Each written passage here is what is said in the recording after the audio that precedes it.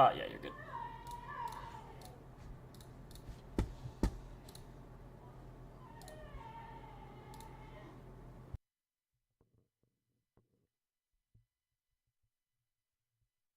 Are you gonna be here for it?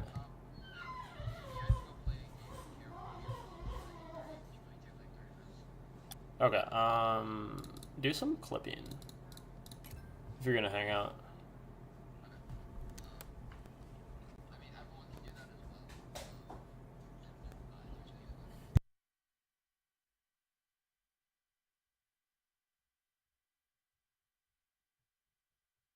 Maybe include that in the staffing.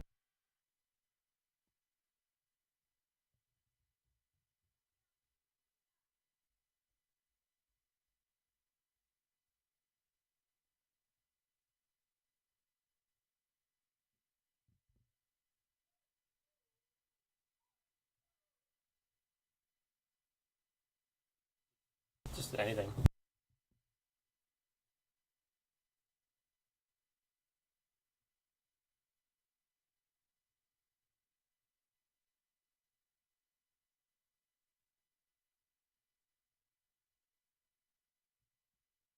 Yes.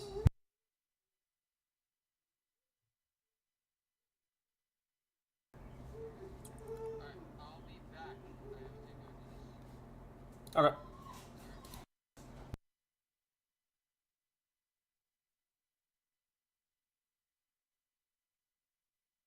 Gotcha.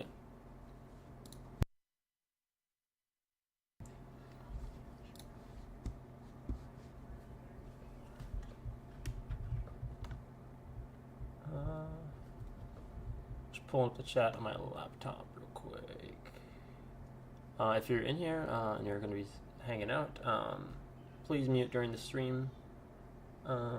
However, if you have any questions, feel free to unmute and I'll pause what I'm doing and answer your question. It's going to be about 2 hours long, so there's plenty of time for questions. If you want me to simplify what I'm saying, you can also ask me to do that. I normally talk like I'm talking to a pro, but I'll do my best to simplify it. But if you want me to, if I'm talking to advanced, just let me know. No problem. Let me get, almost got the chat up real quick. Okay, there we go.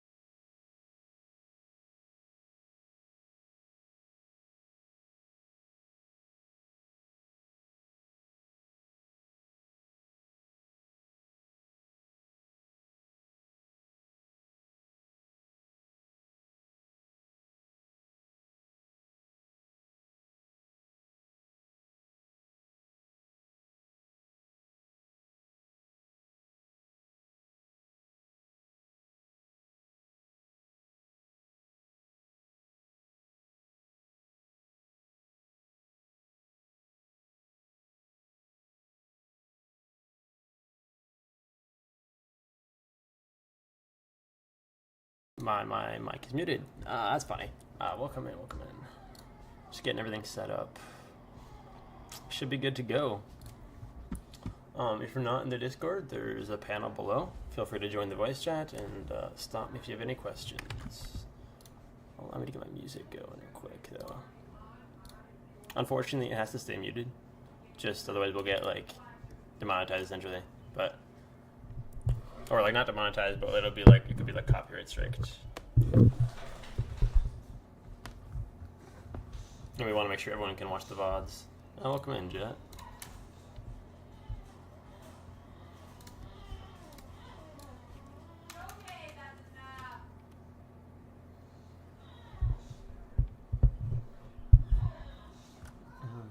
So I think it was the 31st. So yeah, we're reviewing the last major.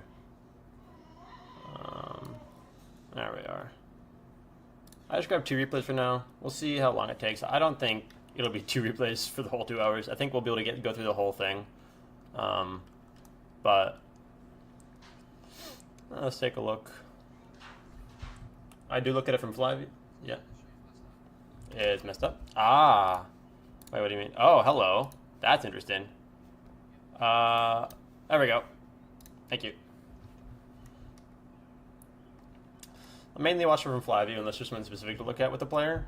Just because we'll get a lot more fundamental learning done from watching it this way.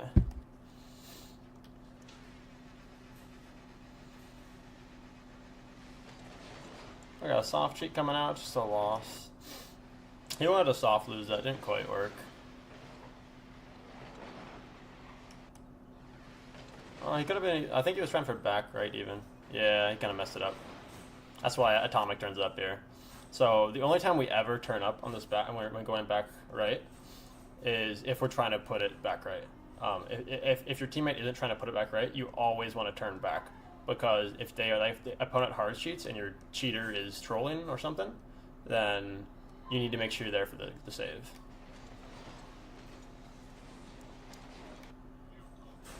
Yes, sir.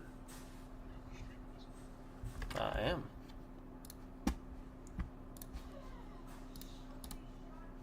There we go. You can enjoy the music. Unfortunately, the Twitch stream can't, but.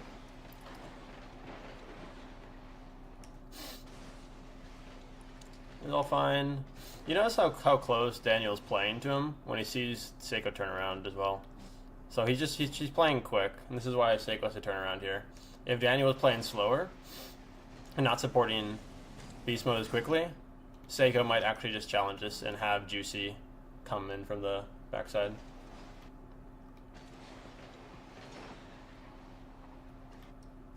Very wide rotation from Daniel. He was hoping the ball was going to come over to this side, so it was a really good idea to try to read the play in advance. Didn't quite work out. But there's not many pads here that he can grab without like overextending, so it's really his best option.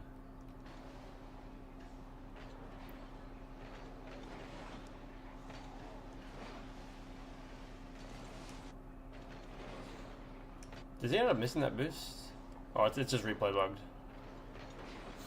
Yeah, he's probably better off there on 30 pads, like 30 boosts. But in pro lobbies, sometimes they get kind of scared because if the ball goes with the backboard and they take a free air dribble out, it's really hard to do anything on 30 boosts because they'll just reset on you.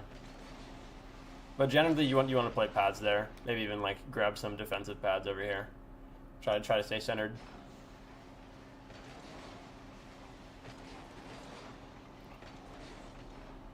This is all fine. Well, it was fine. I'm not really sure what Daniel's doing here. I think I don't know. They have a very interesting play style. I don't know why they're leaving this much space consistently when Daniel could just play. We'll take a look at his perspective. So egos, low boost, is fine. Has to rotate near post. Yeah, so he most definitely could just grab these wide pads here. Be on 48 and then cut in like this, and then be on like 60. So he'd be in a pretty similar position, but he'll actually be here to support this. He still is, so it works out because they slow it down. But if they gain control quicker, then it's going to be a problem. That's very, very bad of him.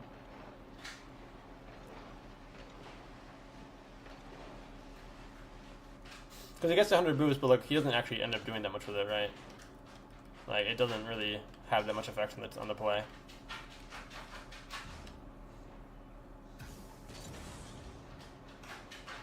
You get all those boosts, but there's nothing to use it with, right? If he had 60 boosts, you could do the same thing there and have maybe 15, 20 boosts to recover with and rotate out.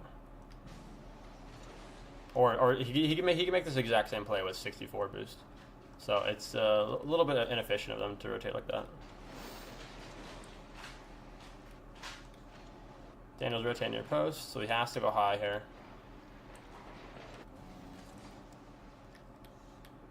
This is pretty much the only play Atomic has, since the ball's so high up on the backboard here. He doesn't want to bang it here, because it would go straight back out to Juicy, who probably has the boost. He actually doesn't, so they actually misread that play.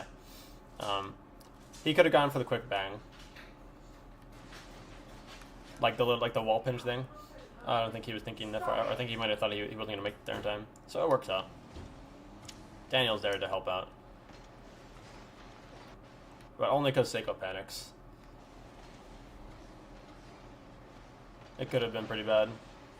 So Daniel had to card carry that play, right?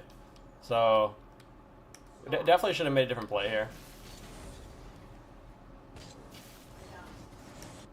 I mean, he doesn't even necessarily have to go for this right away, because he has so much space. Right. So if he has enough time to grab this pad as well if he wants it, and then just play the backboard hit, right? Because if you look at how much space they're leaving between their second and third here, he could grab this pad, bang it into the corner, so Seiko can't read it, like preferably far corner, so it bounces out, and then follow on it with like, low boost, but if he gets the beat on Juicy as well, he gets 100 anyways. But because he makes the play he makes, they give the ball back to Seiko, and even on Seiko's bad touch, Daniel has to carry it out by himself, control it, and then bump the challenger all by himself. Because our teammates are triple command the corner, which doesn't make a whole lot of sense. And still, after all that, no one's ready to go. Right, so I'm not quite sure. I think this might have been the first game. I'm not sure.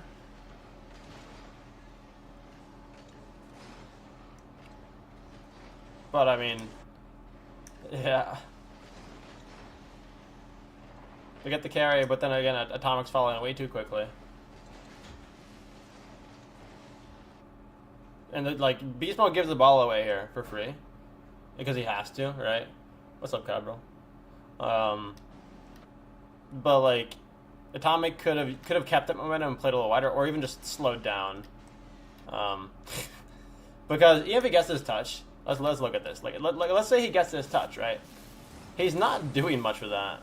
He uses 28 boost. What is he actually going to do with that, right? I don't know how. I don't know where this boost goes. But, this is something I would see from, a GC1, so it's kind of surprising. That all of his boost disappears within 3 seconds. He didn't need to push up like that at all.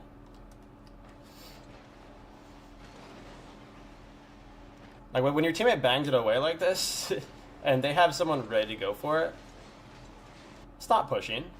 Unless you're pre-jumping him and reading the perfect angle that he's hitting on, and there's no way that you're doing anything there. You're just overcommitting. Just play slow, let him get the bang, and you're fine, as long as you don't use, 80 boost for no reason. He definitely could have momentum there, right? But, if he wants to play this with momentum, that's fine, right? Just use, 18 boost and a speed flip here, right? Instead of using 30, almost 30, right? He'd have more boost for this.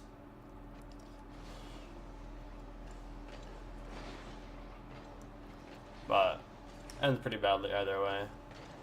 Daniel has to go for it.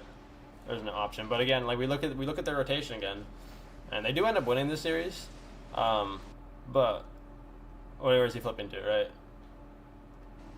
Especially when you're on low boost. Don't flip to the wall. All right. And he has 45. He's actually managing his boost really well right now, which is impressive. But whenever you go up or down this corner, you lose momentum. So you see, his car hits almost 0 speed there, and then he has to catch up to the ball. So, like, Beast Mode played this fine. That's the only play he had based on the situation. But Atomic followed way too quickly and way too closely. And Daniel, like let's say Atomic follows properly here. It's not as much of a problem for Daniel to be over here. So I think Daniel was expecting Atomic to be ready for this. But he didn't really... he kind of flipped before the play even happened. I think he was trying to get out of the way. So it's not necessarily his fault. It's just... it's unfortunate. But don't do this intentionally. He did that just to get out of Atomic's way. But Atomic shouldn't be following it quickly anyways, so he shouldn't have to. It's just an unfortunate series of events. I imagine they do a hard cheat here or something. No, they like their soft cheats.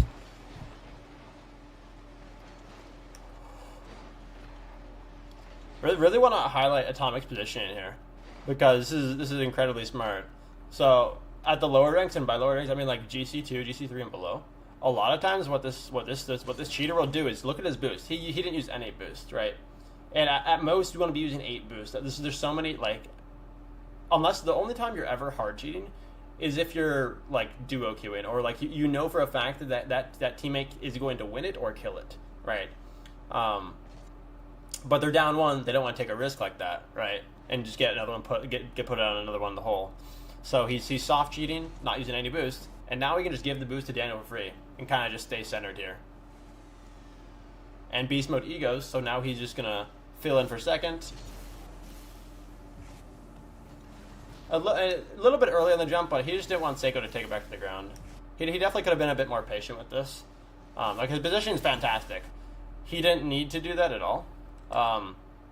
He could have tried to gain a little bit more momentum on the ground, maybe even like 6-7 more boost here, and then he can get an aggressive beat here, approximately around this moment, when Seiko loses control. Maybe even get a double tap on the backwards Juicy. And the only play that Juicy has here, if Atomic makes that play, is a squishy, which is really hard to read a double tap on.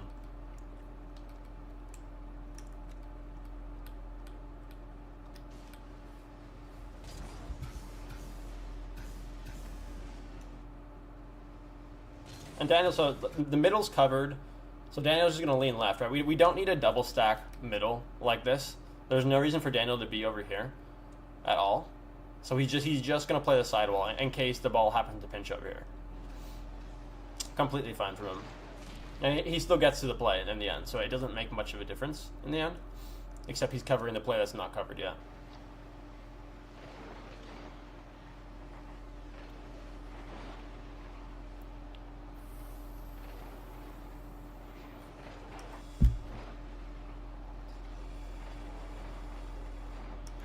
I think we'll take a look at some of this game from a Daniel.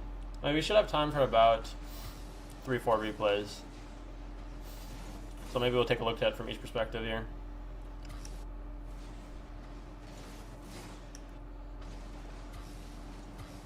He's playing a very close third man, which is okay, because like he has to be ready to keep this in here, because Atomic is diving this corner.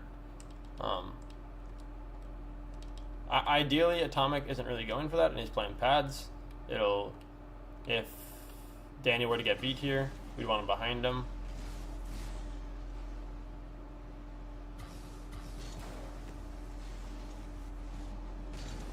Ends up missing the free double. Very unfortunate.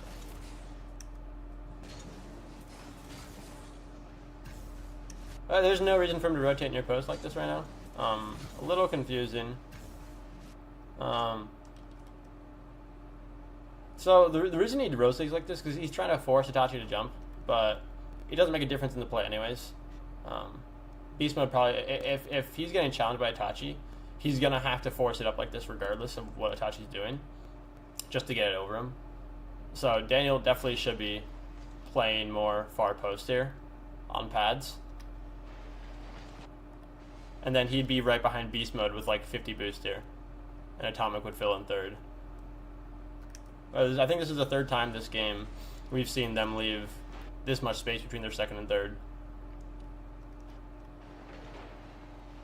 And they're missing goal opportunities out of it, or pressure plays. it works out, but mainly because they make a mistake. Him getting that boost had no effect on the play at all. He essentially just sat back and let his teammates carry him, which is okay sometimes, but you don't want to be putting your teammates in a position like that.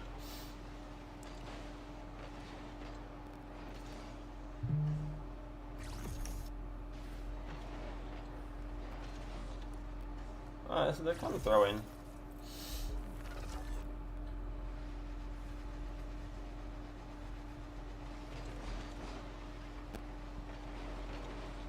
They love this soft cheat.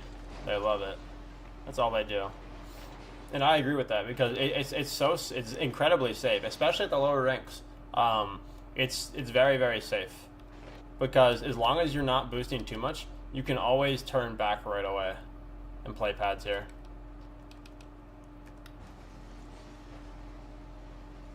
A lot of teams like the hard cheat, but the soft cheat is definitely the safest.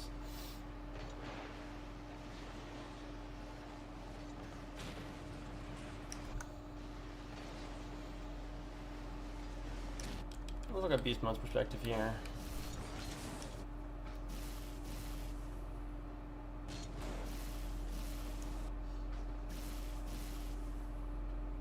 Tachi gets a really good touch there.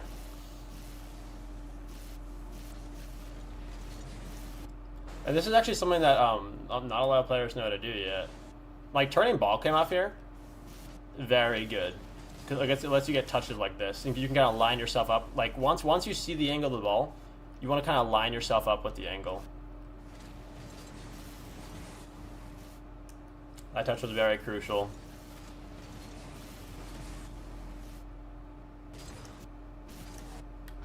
Let's see what's going on with Daniel here.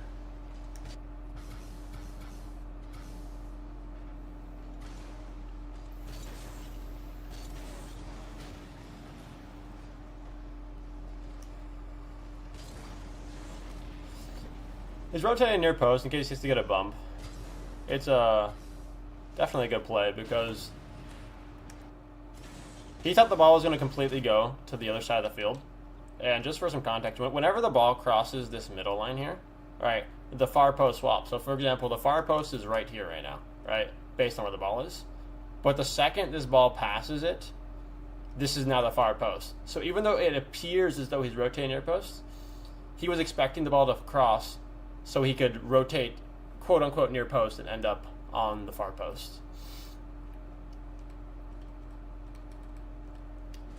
I'm impressed that he used that knowledge.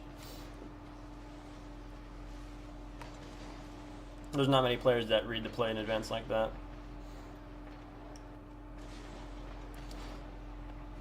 And this is really one of the only times that like we can really go for the corner boost here. So when all of the pads are gone on the push-up and the ball is controlled, it's just a free corner boost. Because they're just going to slow it down so we can kind of hang out.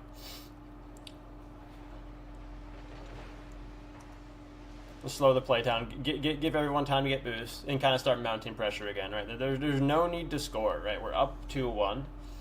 A lot of times what I'll see when from rank replays, from people's teammates or themselves, is once I get this play, they'll be like, oh, I'm going to peek, and then they're going to go for a crazy 1v3 solo play, when it's not necessary at all, especially in threes. Like a 1 to 2 goal lead is incredibly important.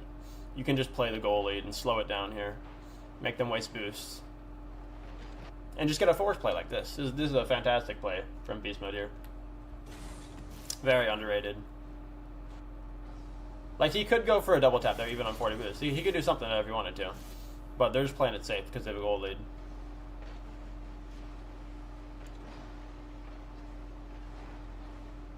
Let's force a bang. We're just going to play it slow. And again, there's no reason to, like, in this position, up on goal, you're just trying to waste time. Waste time, keep the ball controlled.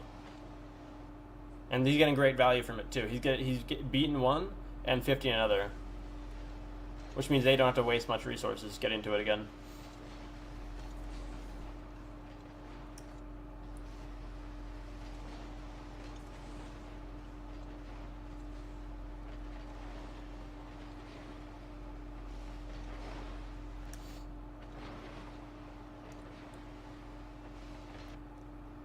And again, so like if you see your teammate, so this is a great recognition from Atomic here. If you see your teammate rotating back corner like this, you can't give him space here ever, because you need to force a touch, and he actually forces it back to that corner as well, so it works out. Obviously a little bit harder than he expected, but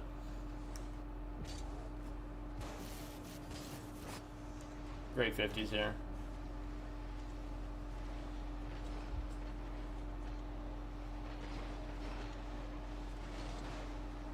But there's a difference between forcing a ball and getting beat. Because if you're forcing it, you're able to recover quickly. If you're getting beat, it's because you flipped. So that's if we're gonna go back and look at this again here.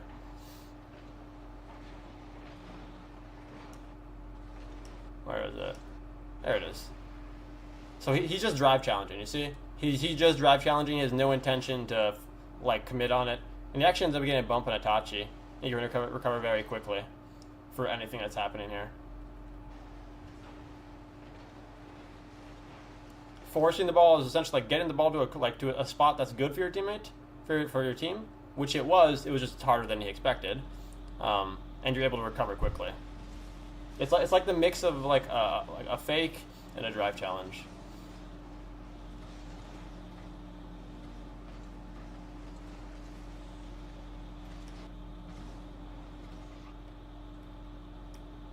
Some great mechanics coming out here from Daniel.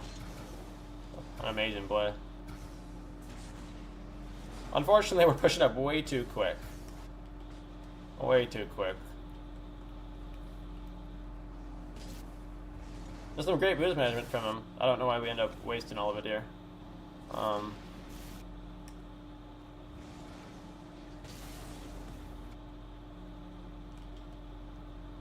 He didn't really have to use any of that. He could have just played pads and stayed centered here. And then it's going to be... with this bump here, it probably would have been a goal or close to it. And if they don't get a goal, they're probably starving both corners and getting out.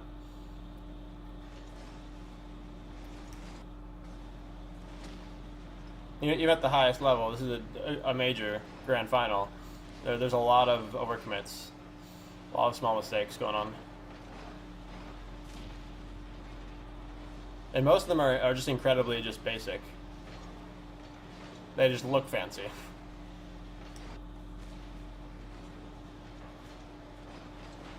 Most of their mistakes are covered by the fact that they have good mechanics.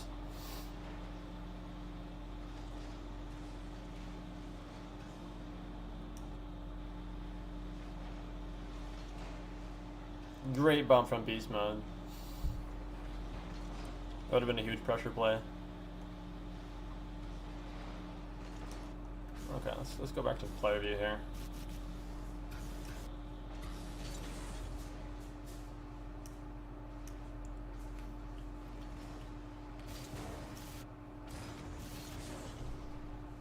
Atomic definitely kind of panicked here.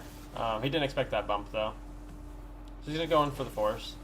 There's actually a very big misplay here, which I'm surprised happens.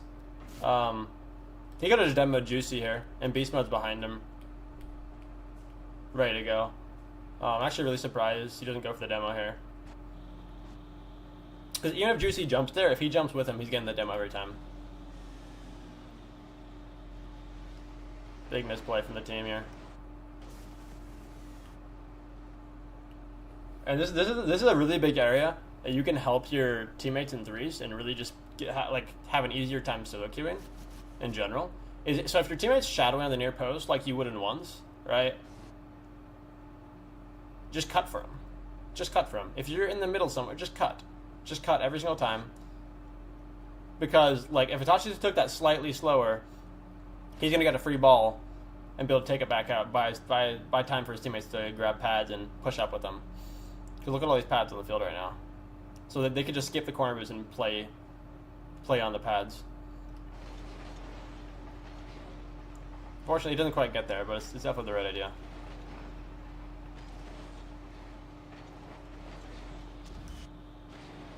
That was interesting.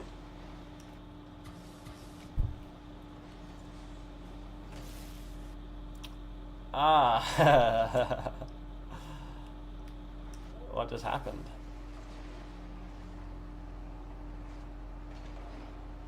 Okay. Atomic, where are you going? No, it's Daniel. Look at him.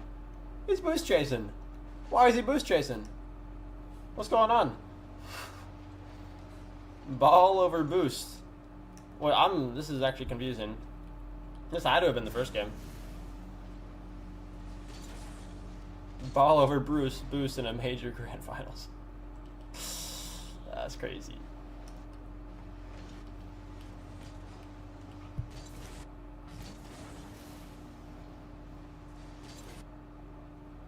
I mean, he even rotates really cut here too. He didn't need it at all.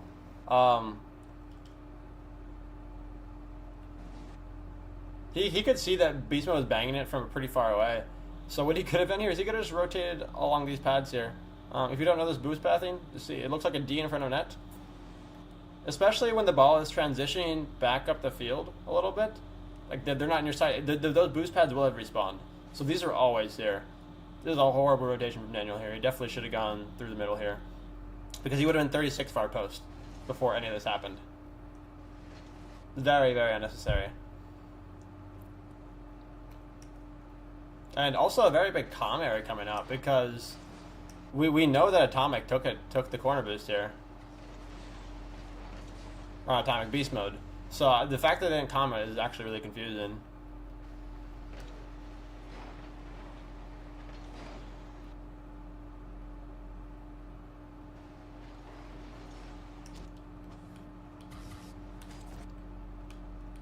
I think Atomic expected Daniel to be behind him or something. Or Beast Mode to get the beat by himself. So he like because Beast Mode is looking for this, Atomic has to be there to follow up for him. Unfortunately, he can tell he's getting beat. So it doesn't quite work out. But 100% a third man issue.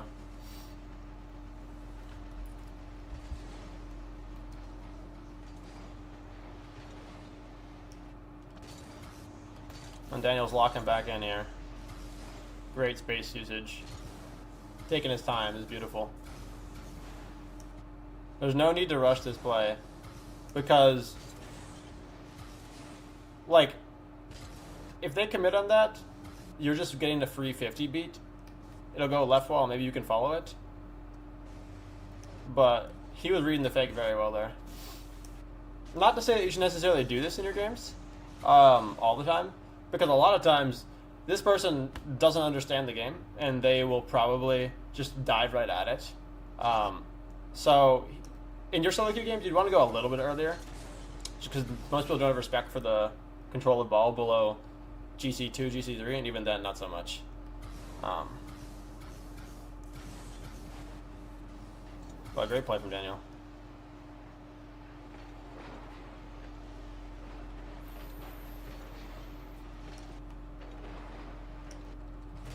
Another big third man issue coming out. You notice, like, so he gets the beat. It's okay for him to turn around there. He was expecting them to. He definitely could go right here. But because Daniel is in, they're both his team. Like one teammate's backwards on the wall, right, and the other teammate's still recovering. He wants to pretend or like show like how do I put it like. Fake that he's going to actually ego here. Because unless he's taking a shot and putting it top right here, behind Seiko and in between Itachi, it's not going to be a good play because both of his teammates are going to be very far away. He's going to be now overcommitted their side, and now it's going to be a 3v2. Which might, at the very least, they will probably get a demo of that play and get pressure back.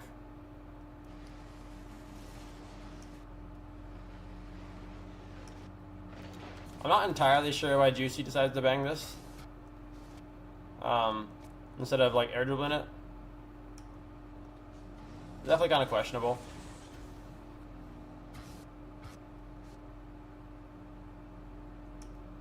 He does have to dodge the demo here, so it's a little awkward.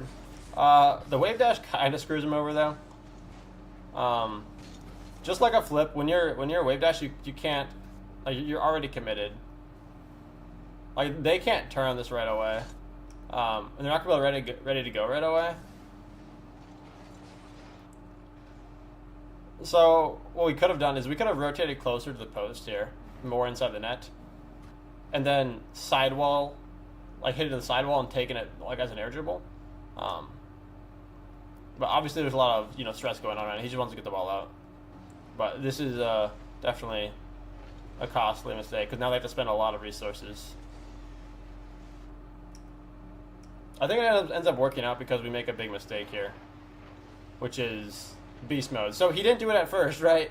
So, but he ends up just giving the ball away again for free, which doesn't make a whole lot of sense. And then Daniel's also committing, right? So, beast mode made a great play. He faked it, bought space, but took too long to read where the ball was landing. And like they were looking for like the flick into air dribble play, but this definitely could have been just like a ground play.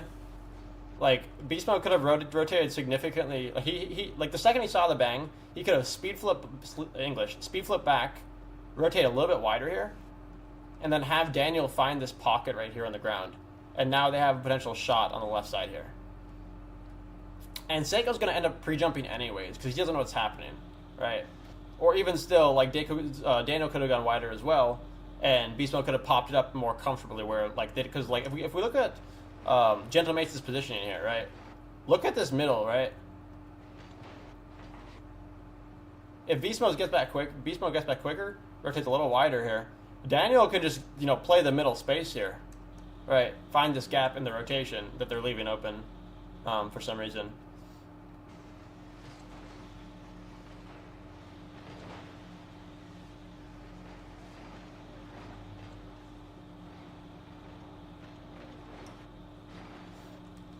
Now look at Atomic here. Great force from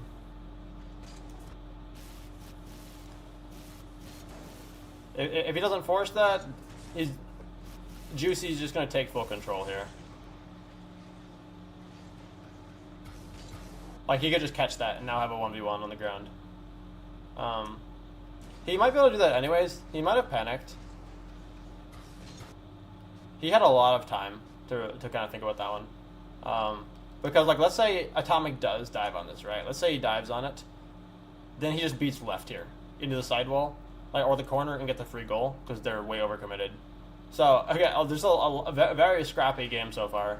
Very scrappy game.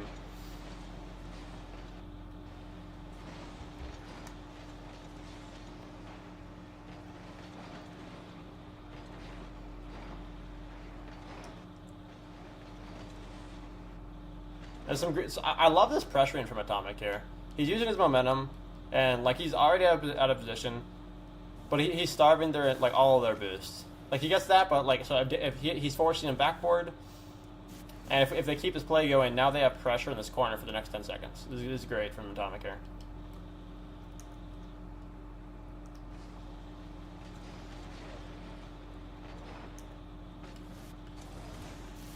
This might have been a little unnecessary from Daniel.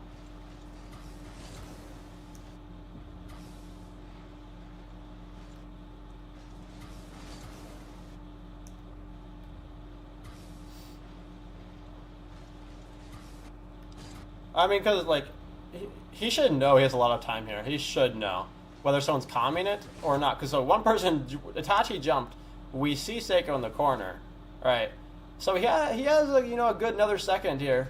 He definitely could get around it more and take a more of a controlled double tap, or even just like slow it down here altogether and just kind of use the space.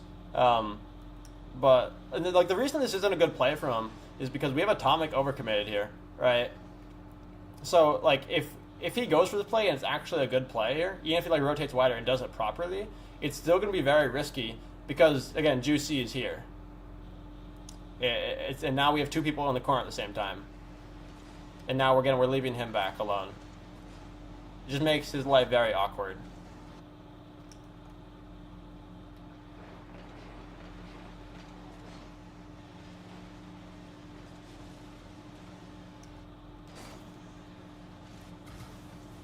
This is a great play from Atomic here.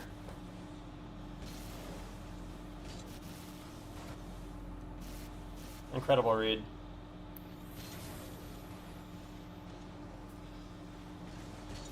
Took some amazing comms to get that done.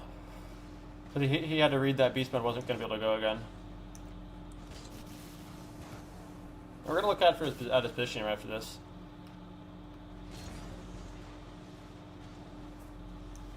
And see, like, as third man sometimes you have to play the cut rotation here, right? Like, if you just do, like, what some people say is, oh, rotate far post every time, right?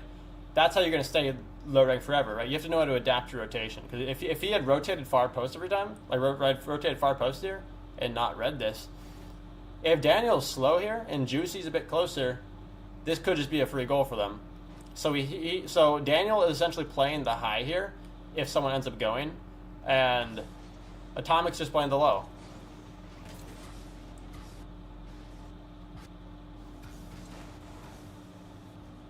Really good look on this demo bump, or air dribble bump.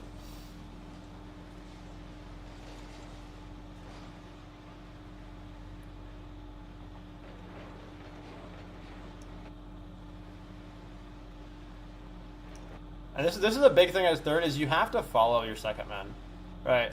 I don't think Atomic has a lot of boost here. Exactly. See, he only has 12, right? But this is an example of really good third man rotation that we haven't seen much in this replay yet. Is he's on really low boost, but he's following here because as third man, your job is to obviously protect the net, but you have to also be following your second and playing with your second man. Because if he is like, oh wait, I don't want to commit on that, and he plays back, they're going to leave that same amount of space as the last time. So this is a good example, and again, getting the boost spawn for it, and then his teammate's going to force for him, and now his life's really easy. He can just fake it and play out with the ball here. None of that play would have ever happened if he didn't follow like he did on 12 boost. And he's not following with the intention to necessarily go there. He's just following to pressure them into making a hit out, right? That's the only reason he's doing that. Because there's not going to be many opportunities, many opportunities here for him to actually get a touch here, because he's on 12 boost. But because he's there, Juicy assumed that he could take his space. But since we have good recoveries, there is no space.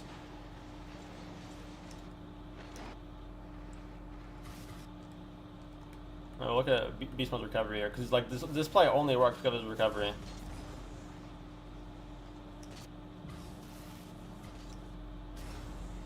All he's trying to do here is just make them awkward. Try to get the demo maybe. Second he doesn't get it, he's already flipping back on pads.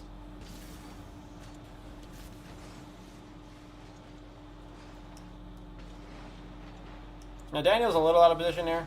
I don't think he expected Beast Mode to get that early of a follow.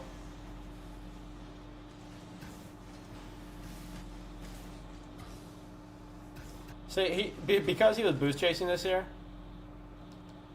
Well, actually, I'm gonna understand his reasoning here. So what he thought was gonna happen here is he expected Juicy to just ignore the ball here because it's a free ball for Atomic, and he thought he was gonna maybe demo Beast Mode and grab the boost.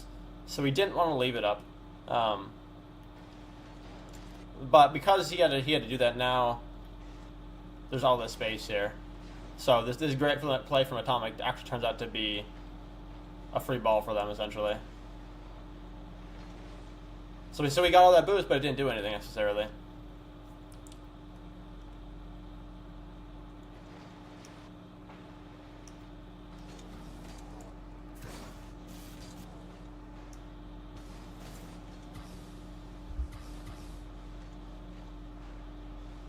And this is just a prime example of pushing up too quickly before we know what's happening, right? So using a little bit here is fine. You don't need to be supersonic in this position, right? I know it seemed like you need to catch up, but that's assuming that the wall isn't here, right? Because when the ball gets to the wall here, it's going to slow down. So you kind of need to gauge that and maybe not push supersonic here necessarily, and slow down a little bit. Because he could be like right here, and Seiko's not going to have a whole lot to do here.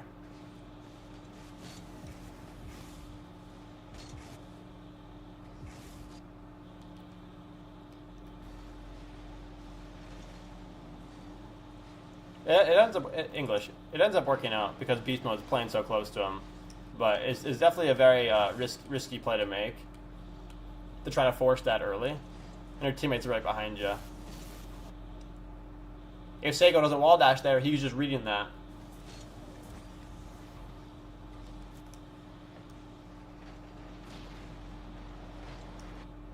And so something like this should never happen. I'm not entirely sure.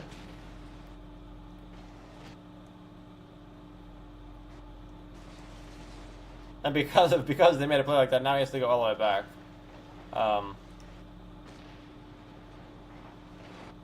Because like when we triple commit like that, like it's just a dangerous position to be in. He gets a great demo, but he knows they're gonna get challenged. So he wants to make sure that, you know, like, if they get a good bang off, that we have someone back, because there's very low time. All he's trying to do here is just not throw a lead, or not throw an even game. So what? Oh, we're doing the open coaching? Oh yeah, feel free to join off the Twitch link. Should be in general. And then during the stream, please mute. Thank you. Awesome.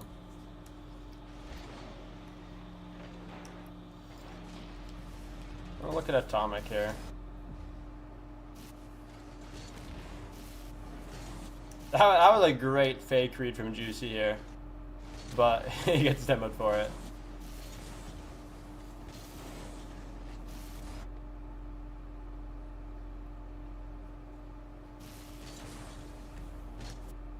And we've kind of seen the trend here with how they've been cheating. Is like he did a wave jazz cheat here.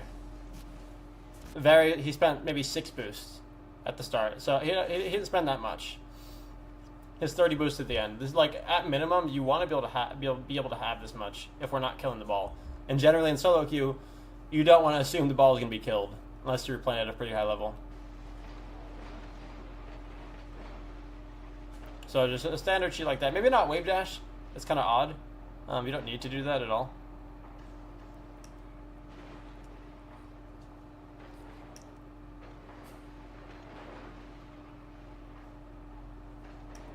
Let's look at Daniel here. It's an interesting rotation because this is like the 5th or 6th time this game we've seen G2 leave this much space. So the main reason he's rotating out that quick is because he doesn't want to get demoed. He hears that flip behind him. He's assuming he's getting demoed. So this all makes sense so far. But Daniel could be grabbing pads here and staying with his team. And by rotating like this, he'll actually be able to get a cut rotation here on like 60 boosts and get to the ball way earlier. It works out that the ball gets pinched over here, but very unusual play to happen. Is I don't understand the reasoning there.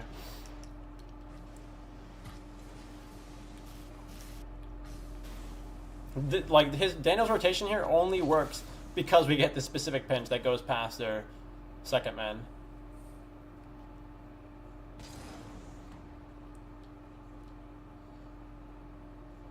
Because let's see if Atomic has boost. He doesn't have boost, right? So what we could have done here is Daniel could have had like 60 boost here.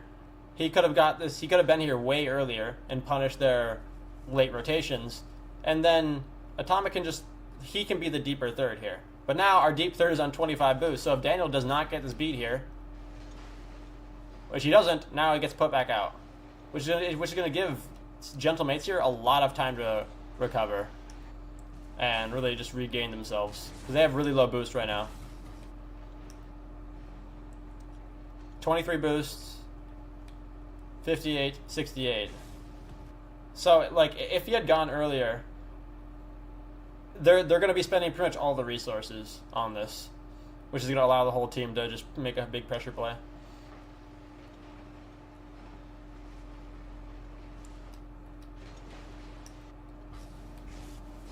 And Beast Mode is just trying to buy time here, but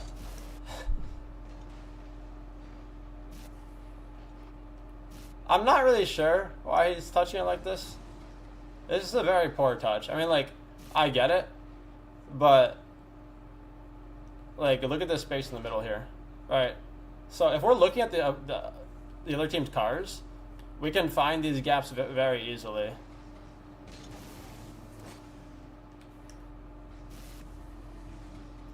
I'm sorry, did he have 100 boost here? What are we looking at? Why is he double boosting? Like, that's there, right? I gotta make sure it's not a replay bug and this is actually happening. Alright, we're seeing a double boost grab from major grand finals. That's wild. I mean, like, he wasn't really reading the play, but, like, he has 100 boost here. I'm not really sure why he's just sitting on the wall. Doesn't make a whole lot of sense. I think he wanted Daniel to bang it to him. But the second he doesn't, he could just be getting out here. There's no reason for him to stay. And again, like, let's say, you know, Daniel actually leaves this freaking corner boost and plays it on 60. Beast Mode's just going to rotate out here and play second man with 100 boost. Like a close second man. So he, like, the ball probably would have been 50'd somewhere around here. So he would be there. Very confusing play from G2. And then it goes into this touch. Whereas if he rotated wider, he can actually just get a solo play out of it because they have no one ready to challenge it. Some very bad boost tracking from them as well. Well, I mean, it is very incredibly stressful to play at this level. So mistakes are bound to happen.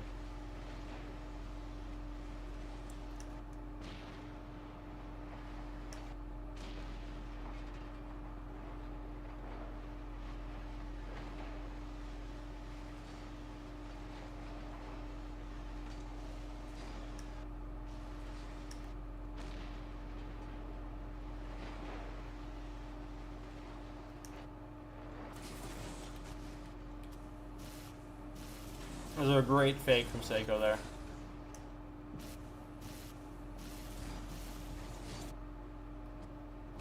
He doesn't need to commit on this at all. He can definitely, like, drive up a little bit and try to fake him, but there's no reason to actually commit on it. Just puts him very far out of position.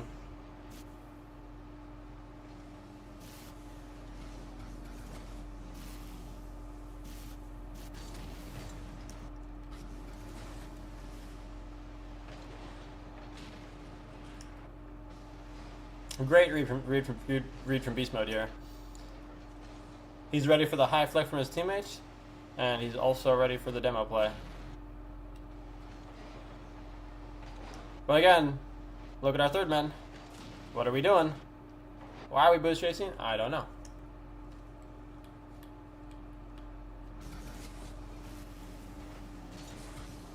And G2 ended up winning this major, which is, based off of the first game, it's kind of surprising. Or no, G2. No, G2 didn't win. Gentlemates won it. My bad. My bad. So, like, what do we? Yeah, like, what are we doing here? What are we doing? Great 50 from Daniel. Great.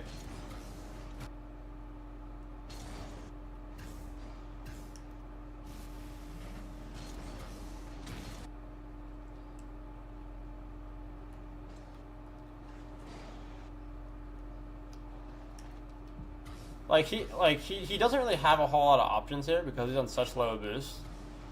So it is definitely unfortunate because Atomic takes this boost. But like, he could just, you know, vibe out here in the middle, grab a couple pads, and, you know, get a free ball. If the ball pinches right, like he's expecting it to, he could play pads here and then rotate to the mid boost and play up. Or even if he has to play early, he can play with the boost pads here and early challenge. But again, we're leaving, you know, stupid amount of space.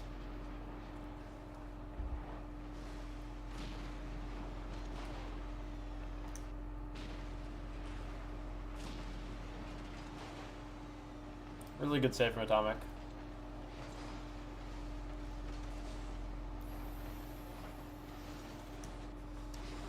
And now we're double committing the backboard. And you can kind of see that just based off the plays they're making now, why it's coming to an end.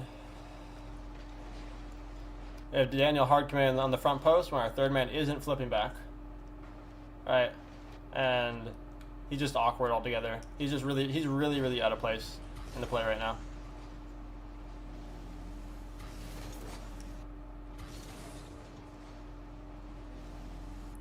He's playing the high backboard, which works out. But it's just putting them in a really awkward spot because Atomic is having to do everything right now. He has to make the save. He has to get the ball out. I mean, actually, I'm not even sure why he does this here. There's actually not really much need. He could definitely slow down here and roll up the wall here. And give his teammate time to rotate back. It's a little unnecessary. So at this point, they're just really panicking.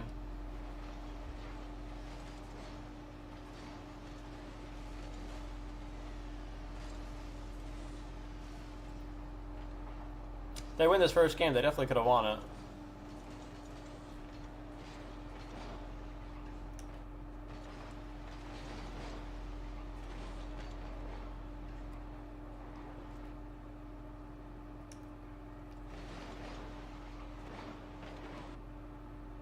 Another.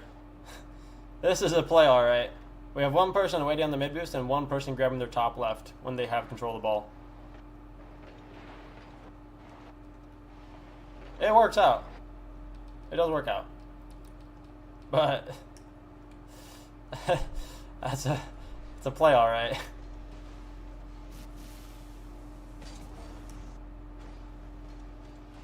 I mean, and there was no need to ego this. Because we have someone back.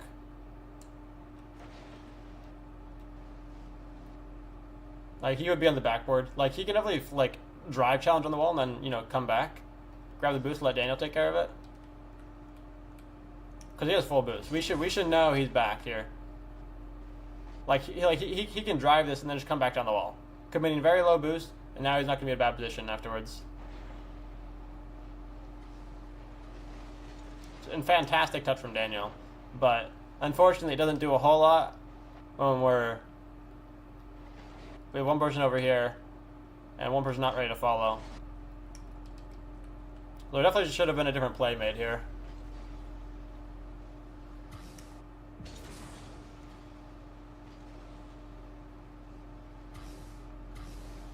Yeah, see, he doesn't rotate wide enough here.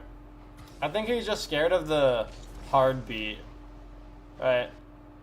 So he's trying to just get back as fast as possible. But at this point, like, after he sees the touch, bro can just rotate a little wider here. And then, like, take quick control left side if he wants to. Have all the space to work. Where did I go? Where did I go? To have all the space to work with here. Or even start a bounce dribble here on the left side with all the space. With two people overcommitted here. And then it gives us a really big option for a counterattack here, if he does it quickly enough. But they're just definitely panicking.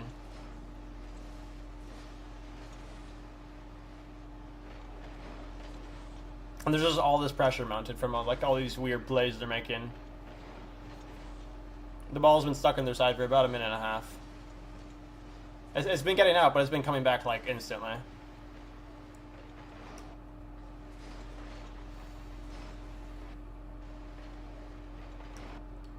Really weird play from Atomic here. I'm not really sure why we're following this on the wall at all with 12 boost. Like, in this position, you're better off just playing backboard for your teammate. And, like, let him play second man if he gets it past. Because the only reason Atomic is there is because he's expecting to win, but, like, if he should just be backboard, beast mode could, you know, be here. And he's on 100 boost, so he can jump up if he needs to. Or he's not on 100, he's on 30. But it will end up being a better play because this is where they get scored on. Because again, if we actually had a backboard here, you know, we're on low boost, we shouldn't be pushing out. You know, he could be right here, 12 boost, right when this initial touch happens, and then he's just here, you know. Beast Mode's going to force, and it's a free ball off the backboard here to Daniel. Some very confusing plays from G2 in this game.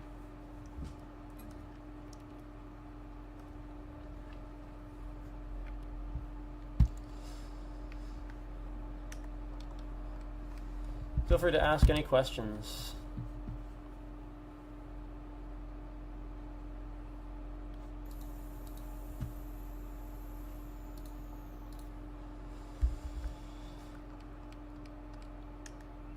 I'll take a couple minute break here for you guys if you have any questions.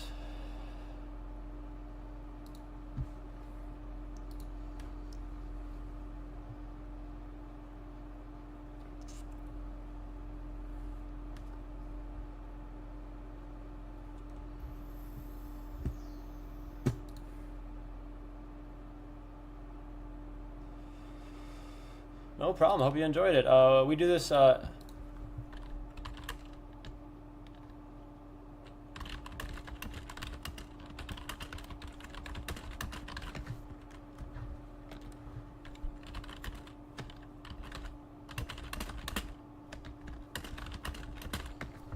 We do this every Saturday. Currently, we do it at 8 p.m. Eastern. We might be moving it to 6 or 7. Just because it's gonna be summer, we want to do it earlier. We can do some, gameplay events after. But yeah, we do this every Saturday, and we might end up doing it 2 times a week soon as well. Hope you enjoyed it. If you have any questions, feel free to DM me on Discord.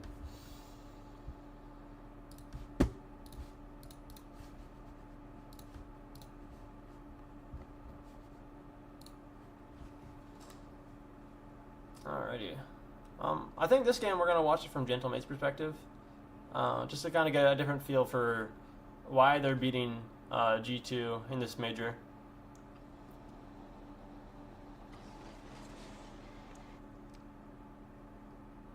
And see, they're playing very opposite playstyles here, right? So we have a soft cheat into a hard cheat. The current top low of EU is essentially hard cheating every time, and NA is mainly slow cheating or mid cheating. And the slow cheat is definitely safer, but a lot of times they're going to get put in positions like this where they have to make a save. So after this first game, they definitely should have recognized, hey, they're hard cheating every single time, so they can match that or counter it.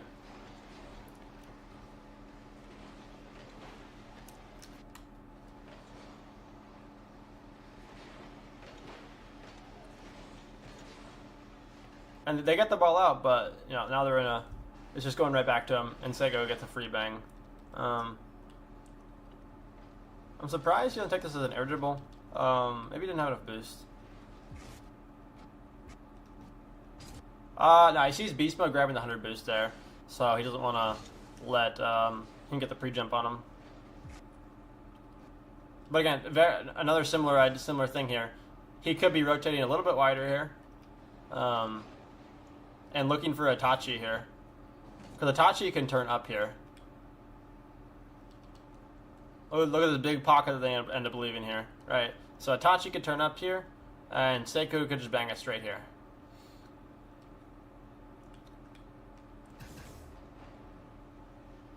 This more just gives G2 full control of the ball.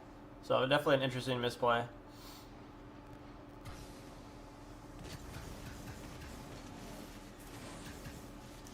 Great shot from Itachi, just put the pressure on, but it doesn't work out because of an incredibly unfortunate bounce.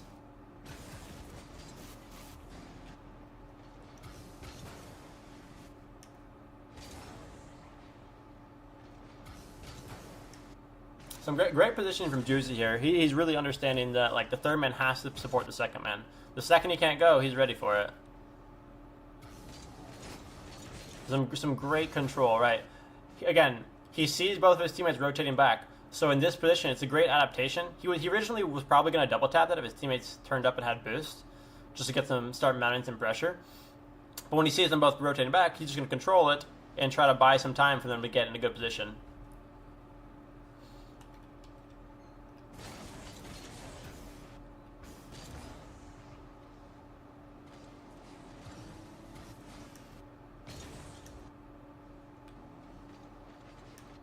actually kind of illegal that Seiko gets beat here.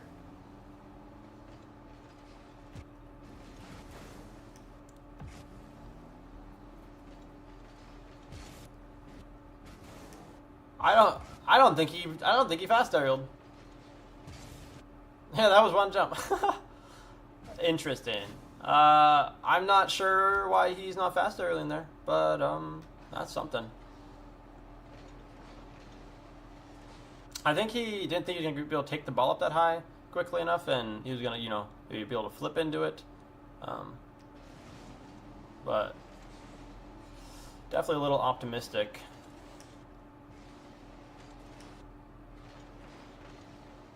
Fantastic 50 from Itachi, but now they get a free ball. That is crazy.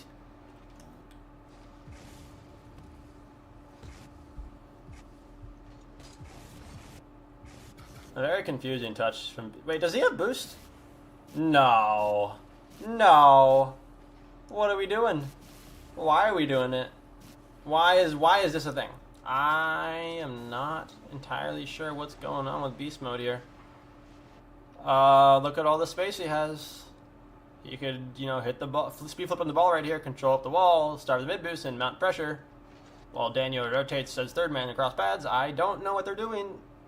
And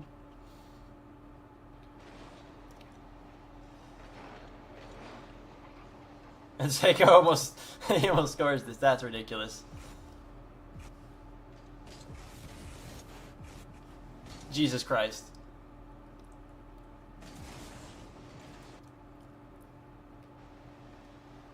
I believe this was a second game, so you can definitely see them tilted here. Or something's off.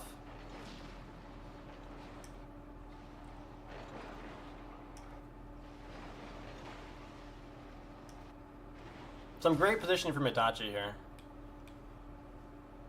You know, it's not like he's playing third man, but he's playing it in a way that, like, he's ready to go back, and he's also ready to challenge here, just in case. Just fake the aerial to dodge the demo. Great fake. Now he gets control. Not as much as he wanted here. If he got a flick off, that would have been really good for Seiko to follow up on. But it works out in the end, because now G2 ends up spending almost all of their resources on this. If we look at Beast Mode's meter here, and Daniel's here, Beast Mode has nothing in the middle of the field. Daniel's overcommitted their counters, so he has nothing as well. That boost, neither of the boost spawns either.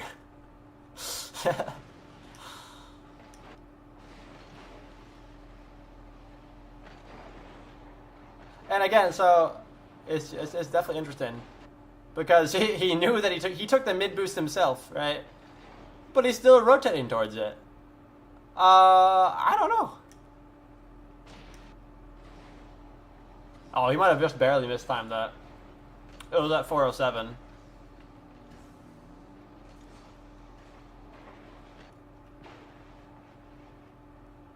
That's crazy.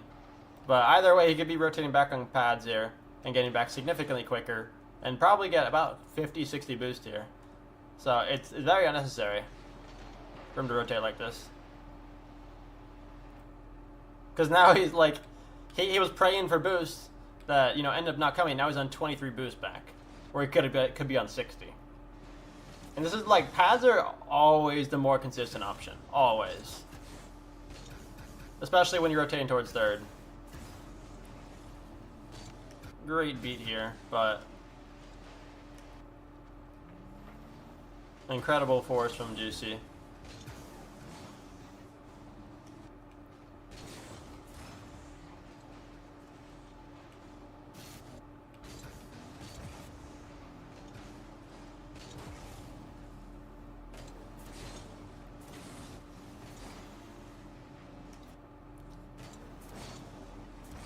A little bit of miscommunication here.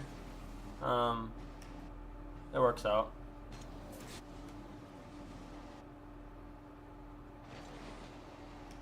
Oh, no, actually not quite. I think Itachi always meant to solo that.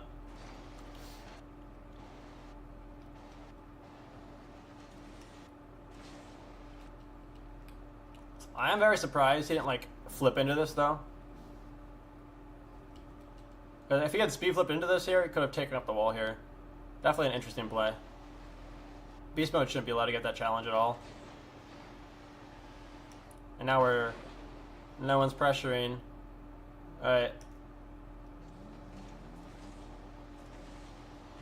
Yeah, this is actually a really bad play by Seiko here. It's really hard to read this play, but there's no boost for him over here. He's not able to commit in this corner. He should be playing here and kind of filling in the spot till Juicy recovers. And by playing back here, Juicy is gonna, who has more boost than he does, he's gonna be able to play this middle space here. But since Seiko doesn't rotate like that, Juicy now has to, like, he's just really awkward. Whereas we could be challenging this or just getting a free ball out of it.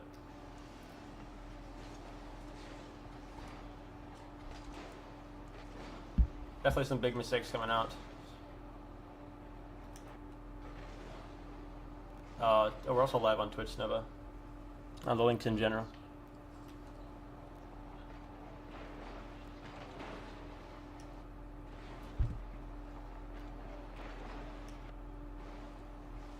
Yeah, one of the big differences we're seeing from these two teams here is G2's third probably would have been up here already. They're probably already overcommitting here. But Itachi's playing it very safe. Just waiting for an opportunity to challenge.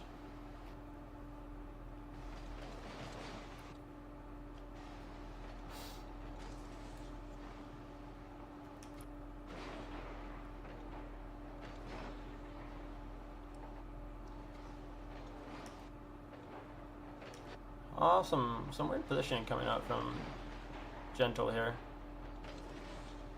And Seiko's just covering the space with 100. It works out.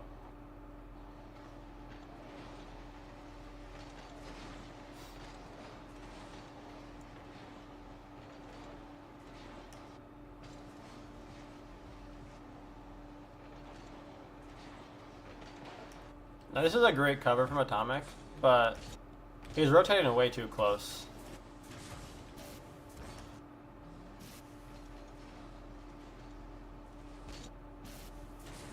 Again, this is one of the big differences we're seeing from these two teams is G2's third is always playing this line as their third, and Gentle Mates here is almost always playing this line. This is the biggest diff. Okay, hold on, I gotta ban this.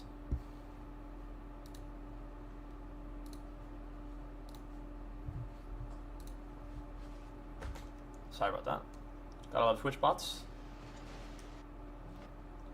And he gets punished really hard for this. All he had to do was just, rotate a little wider here. Maybe just flip back here, play the space as a third. And then we have Daniel on the left side with 100 boost. And it's just a free bang for him with Daniel on the wall here. But we're not able to do that. And Daniel's actually, and he's ready to make this play. This is why he's rotating so close to the wall here. This would have been an amazing play, but we're not able to make these, fancy or like these really aggressive passing plays if we're, our third isn't consistent.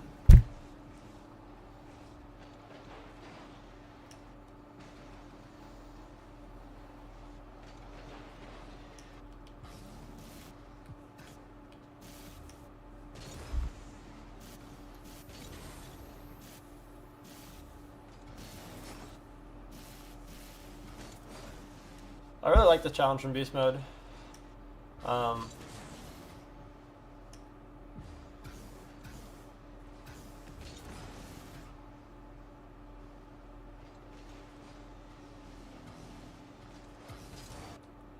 And see, this is a great example of why playing near post, like a near post cut as third man, can be really smart.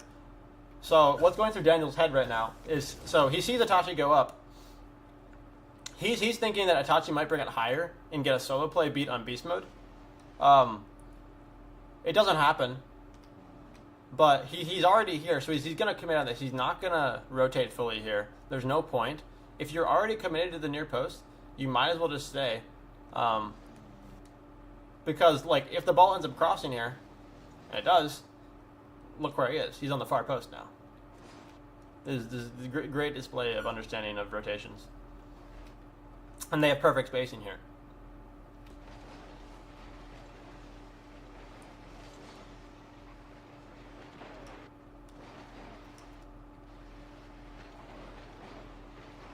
And because we have so much time here, and Beast Mode needs to cover the beat on Atomic, he's allowed to grab his corner boost. That was a very reasonable corner boost grab. But again, look at their third man, right? We're seeing this almost every time from G2 here. Like, almost every single time, their third man is playing this line. Every single time, right? And they're getting punished really hard for it.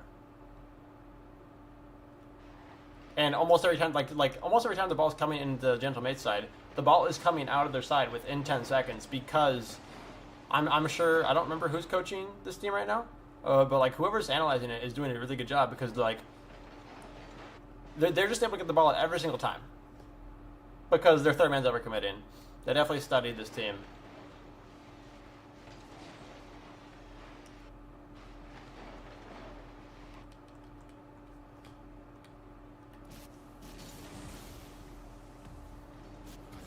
Fantastic bump.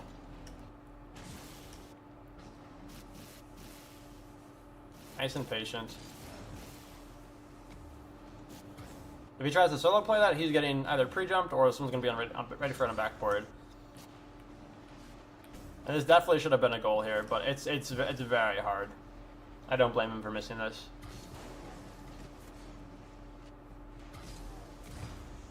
He's a little slow there because he's trying to determine whether the bump's actually going to come through for him.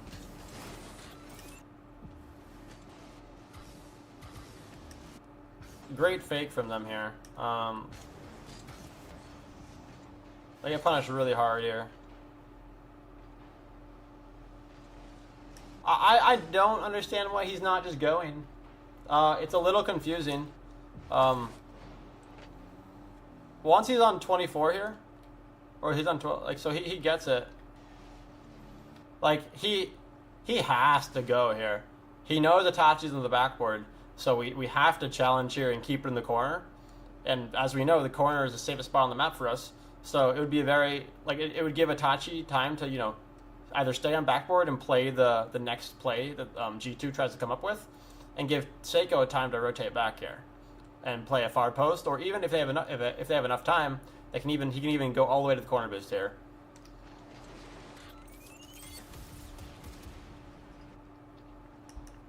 And he might actually have enough time to go here because Daniel is really far committed. If he goes like right here, he's at least 15 Daniel, if not beating him. And now they have two people overcommitted, so they can buy a lot of time here. I think every player on their team has no boost.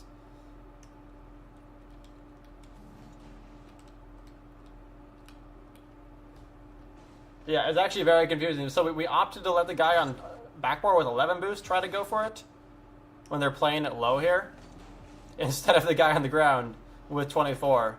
Doesn't make a whole lot of sense. Itachi should just be trying to cover the top left here, and Juicy should be forcing it so that if Daniel does beat Juicy, look where the ball's going. It's just a free save. So either Juicy's getting into our corner or Itachi's getting into the other corner, and we're going to get a corner boost on the way.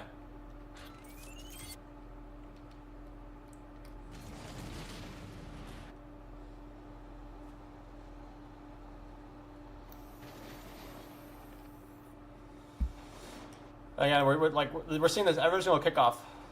G2 is trying to soft cheat against the hard cheat. They're very scared. They're not matching it.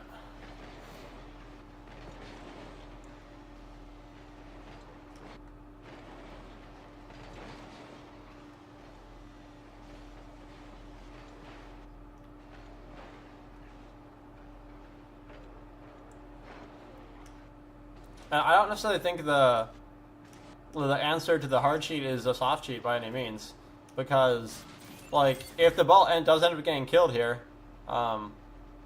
it's just a loss. If Itachi successfully killed it here, like, it's just a goal every time. I mean, maybe not because Daniel's there, but Like so it seems like G2's answer right now to like the hard cheat style is to soft cheat and have their third turn back.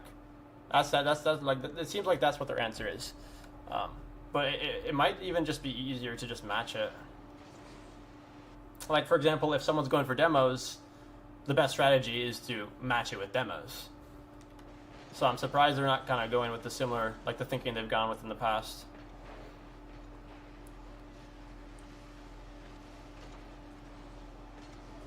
But it is cool to see them try to innovate.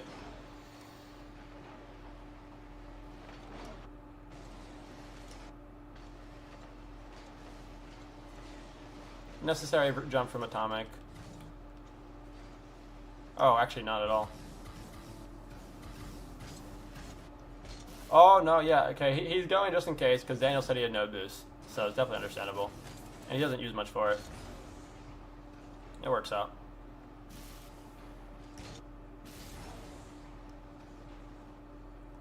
And, like, at this point, like, they should have just committed with, like, at this, like, throughout this whole, like, these past two games, they were playing an aggressive third man. And it was working half the time, but because they didn't commit here with it, like how they were playing, they're trying to adapt a little bit. But it doesn't really work when you're on low boost like this.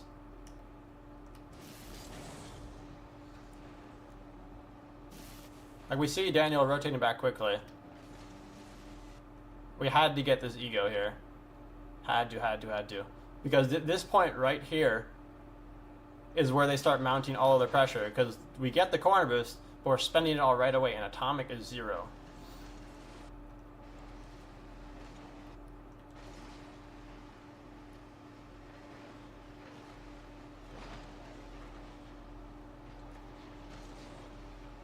And now probably for this next minute, we're going to see them keep the ball in pretty consistently. They're taking their time, making them waste all of their boosts. Beast Mode controls is a great play, but I seem Gentlemate's third man is just much, much better. They know when to play deep, they know when to play close. It seems G2 almost every single time just plays really, really close, especially when the ball's on the opposing side. And they keep the ball on the side for 10 seconds and it gets banged out every single time. Even when they're on low boost. Except for the one goal they had this game. And they only got that goal because Gentlemates made a very fundamental defensive mistake. And we're just gonna see the ball stay in here because Seiko's gonna rotate wide. Get the 100 boost. And he gets the touch. It's beautiful. Unfortunately, I don't think Itachi was quite ready for this. Definitely could have adapted here, like because we see he sees Seiko going wide here. So if he just flipped back here, played the far post, because if the ball goes left here, which is what he was reading, by rotating the quote unquote near post, he's going to be on far post. It can be here. Because the only option that Seigo really has here is if he's going for the boost here, if the ball goes left, he has to go. This is why we see Itachi kind of just hang off on it, right? But he's not following the fundamental ideas of the game, so he gets punished for it. Because this could have been a very, very big counterattack opportunity. Look at they have two people committed. They have both very low boost. So if he ends up going for this, and Daniel does commit, now they have two people back, both their corners down, and our other they end up getting a demo out of it.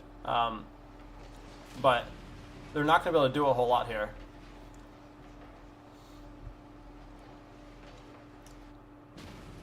And if he does that, then Juicy might even just... Because it'd be like right about this moment where Itachi would be going. So if Juicy's just going to follow this with pads here, he could play really wide if he wants, grab his mid boost if it's really controlled. If he has to play the early play, he can just grab pads here and play through middle here.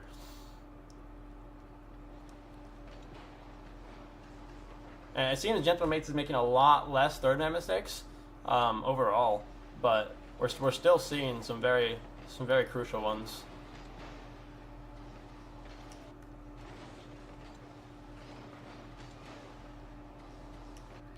That was confusing.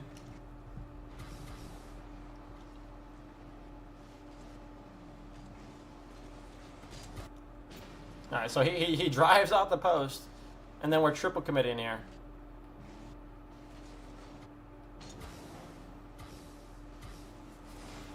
They almost get a goal out of it.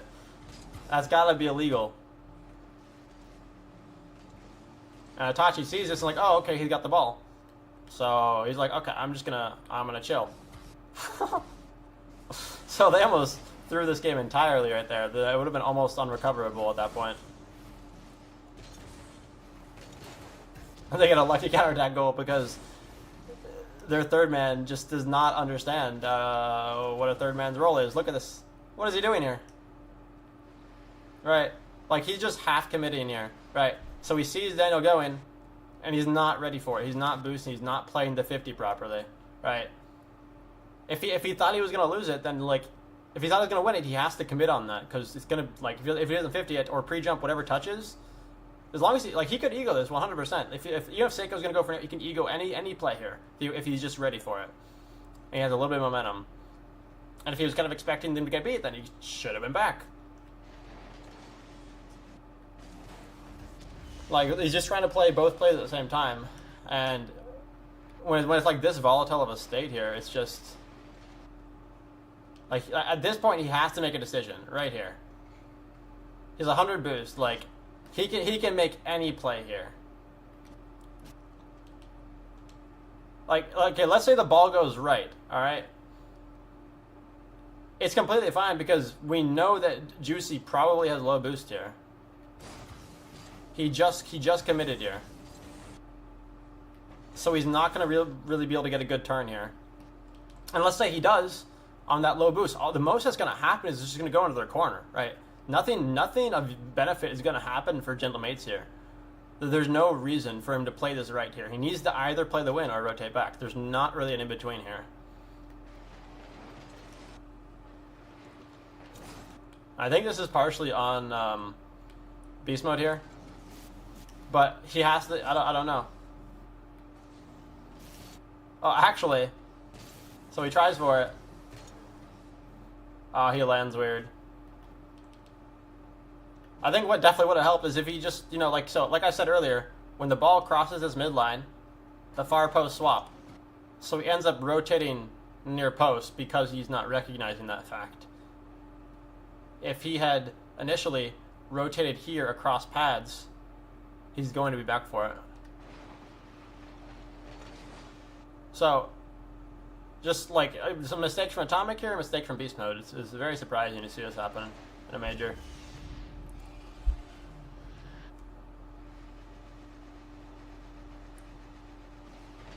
We'll go back to watching from Gentle Mate's side.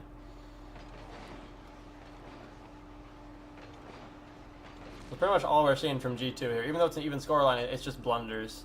Like, it looks pretty even, but the majority of the pressure is from Gentle Mates here.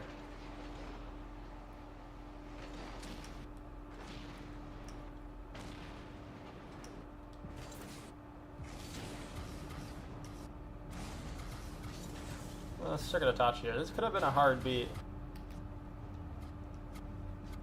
So he's just kind of like hesitating what he wants to do here, right?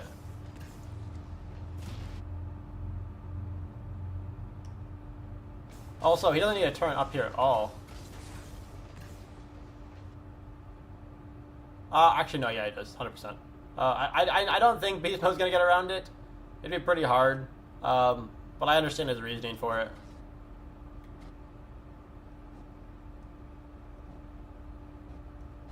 I'm not really sure why he doesn't just play it in the wall here. It doesn't really make a whole lot of sense. If he goes quick, plays close wall here, he can just take advantage of all this space that G2 is giving. Look at this, right? Look at how much space he's being given here. And when he sees that, he's like, oh, I'm going to hit it into right into them. It doesn't make any sense, right? If he wanted to do that, he's going to have to just hard bang it right here.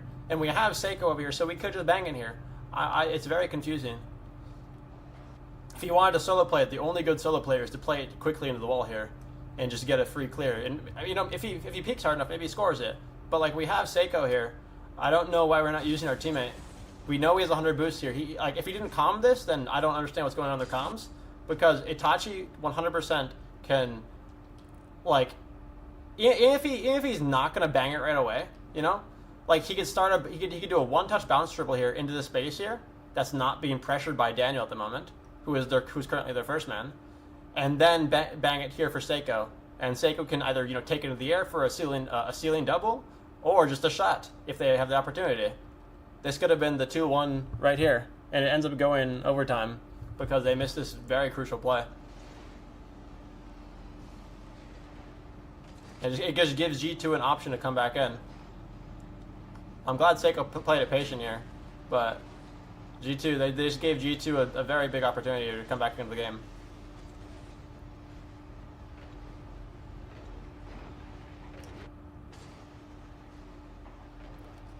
And I don't mind this positioning from Itachi as the third man here,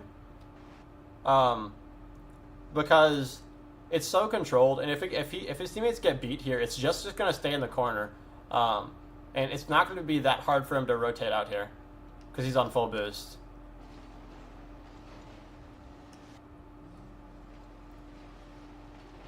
He definitely didn't expect it to come back in.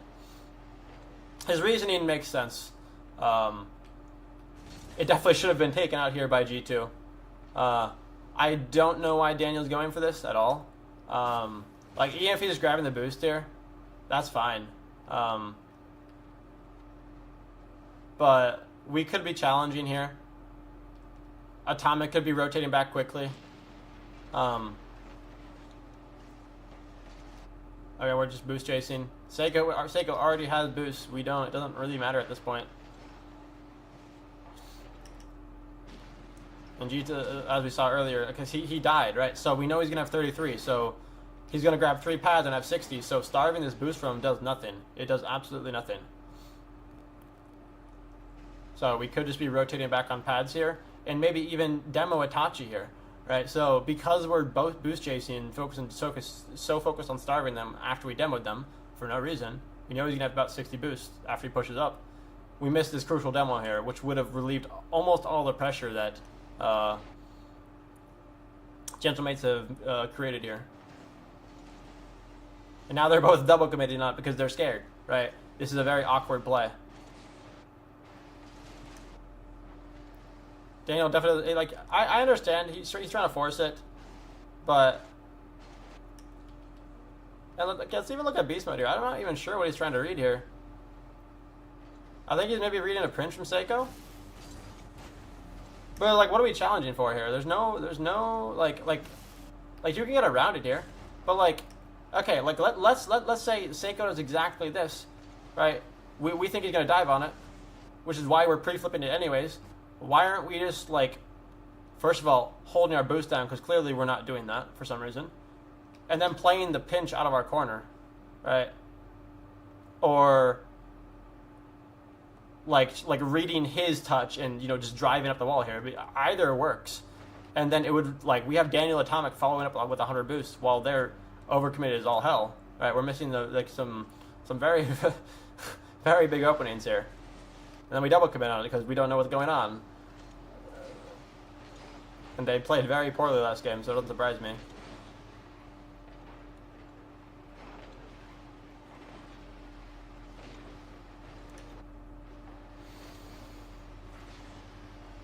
Great challenge for them, but like, say, look at that advantage they had. They both had 100 boosts and a chance for them for Beast Mode to bring it out for his teammates, and look where they end up. Now they're all on 0 boost, and Daniel's gonna get 100 boosts, but he's just now coming back into the play. If Seiko's ready for this it's just in the net. I don't know how much boost he had here.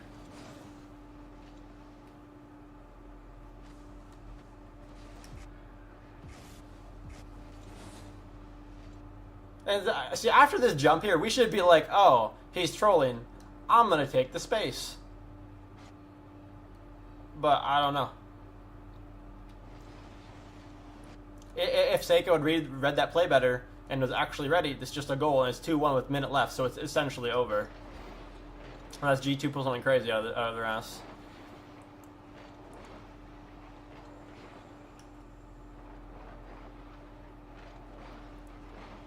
Some great position coming out from here, because if Juicy properly pinches this here, Seiko's going to get a free sidewall air dribble here. Or not air dribble, he's on 0 boost. Yeah. It does like fake them out because like that's probably what G2 were expecting. It's a little unfortunate. This might have been a Seiko issue here because G2 ended up getting the ball out here.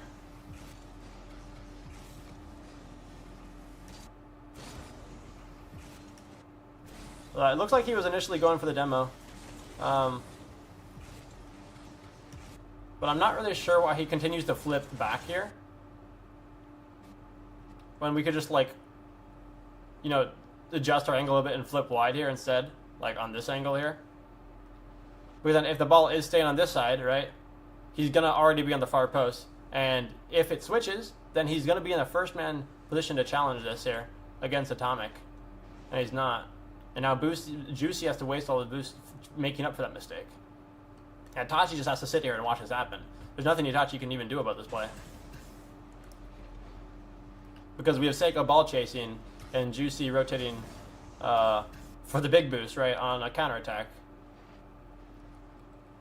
Like, I understand he's trying to, you know, stop them from getting boost here, so, like, they get a little starved.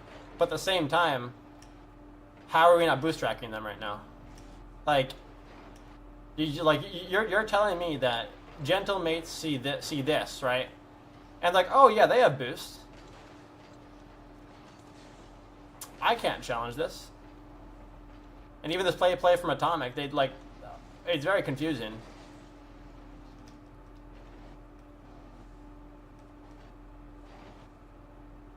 I mean, Daniel is ready for the demo, so I kind of understand. But at the same time, let's say he's positioned right here, like ready to go. If Daniel goes for the demo,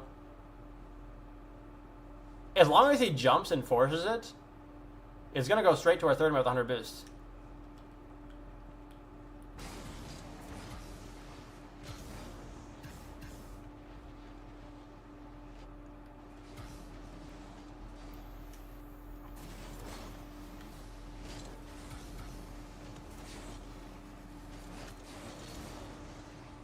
Well, again, we're going to see the ball come back out within 10 seconds here because G2 doesn't, like, every single time the ball came into their side, it's just out within 10 seconds. Every single time.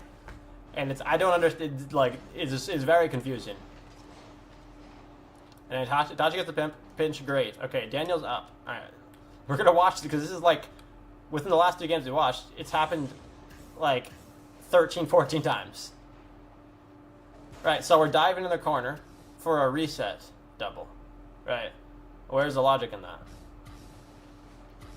No one's even pressuring this. Why are we jumping at all? Why aren't we, like, on the ground here, playing wide for a top left shot here on Juicy, or a close top right, or even, like, they have no one on backboard. We can like control it and then flick it on, you know, left backboard here for beast mode. There's a lot of plays that we could be making. And now because, you know, Daniel decides to do that, now we're just... Beast Mode has no option. He has to go. That definitely should have been a shot from someone there.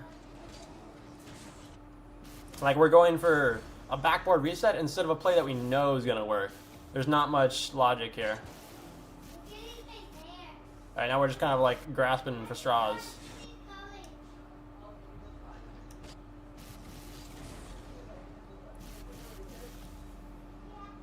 And you have to stay underneath it, so I get it. But...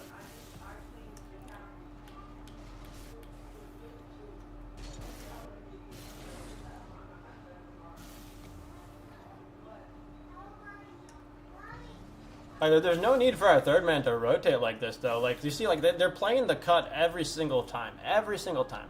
Right? We can turn in here. But, like, you have 100 boost. You know, spend the extra 12 boost on going wide here. Right? It's not gonna, like, you're not gonna beat anyone here even if the ball does stay low. It's not gonna happen. You're just gonna end up shadowing, right? So there is essentially no difference in this position if you're here. The only difference is now you can, you know, like, get a better pass middle here for beast mode, and he can maybe force Seiko to go. And if Seiko doesn't go, it's gonna turn into, like, maybe a ceiling reset play. It's gonna be a little awkward for him, but beast mode definitely has the talent to do it. He can't do it from this angle though, because Atomic gets a very, very poor touch. Like like I don't blame him for it based on his positioning, but no one can do anything with this. Beast Mode would already have to have rotated, and there's no way their comms, like we see this happen, right?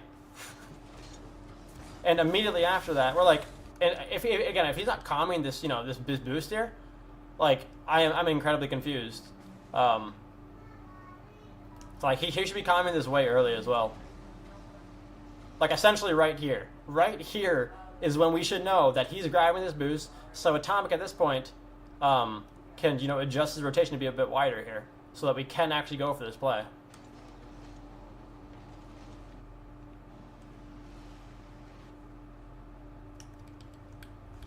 Maybe even Beast Mode can rotate a little wider. Let's see.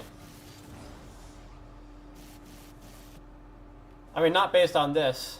If Atomic had rotated wider and got a better touch, he can rotate a little bit wider and get up to the ball sooner, because Atomic will actually get a harder touch here.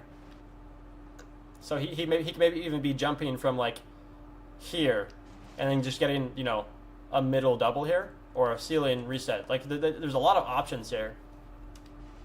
And either one of them is going to buy at least a little bit of time and make them spend some resources so that Daniel can actually push up. But we're making this play, and now Daniel's like, oh shit, what do I do? And this is what I mean, like they're just grasping for straws. There's not a whole lot. Daniel's having to dive on a ball when Seiko's been waiting back here for 10 seconds. He doesn't get a good 50 out of it, but it ends up being an even better play. Because now he's making Beast Mode spend resources instead of just banging it left.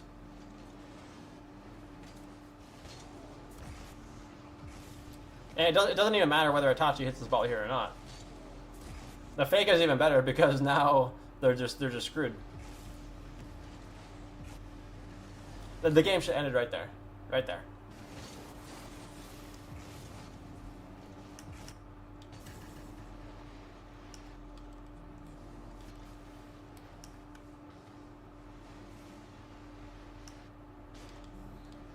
And like we're just making weird plays, right? So, I mean, so Atomic has to follow closer because he sees Daniel jumping, right? But what is Daniel jumping on? What is he doing? Why is he jumping there? Like, why are we not just like rotating pads here and then hitting a sidewall for him, or just making a smarter play? Like, we're pushing. Juicy's not going. I mean, hell, go for a sidewall double over this. What is that? Like, it kind of works as a fake, but it's a little unnecessary.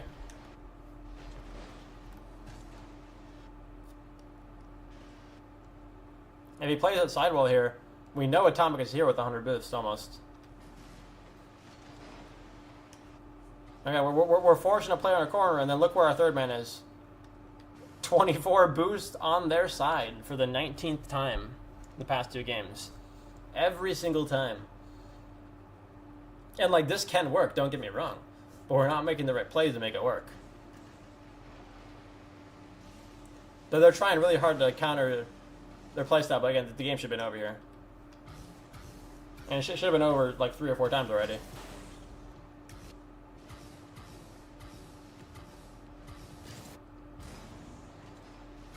Okay, so like we get this, great.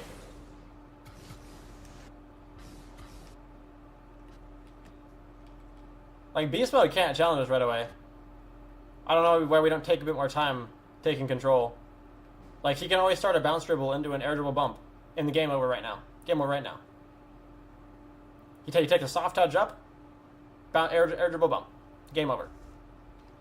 Like they were abusing it so much, like 6 months to a year ago, and now it's not here. It's just not here.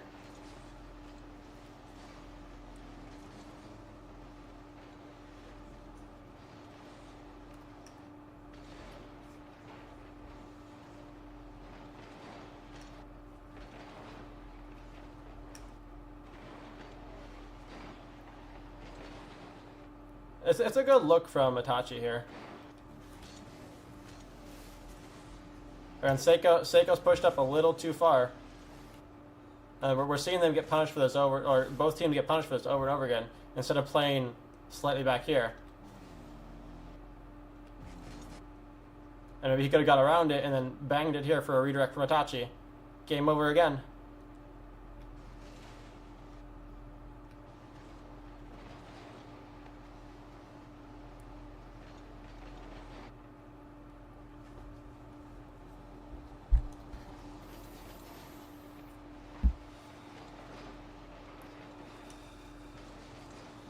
And the hard sheet every time.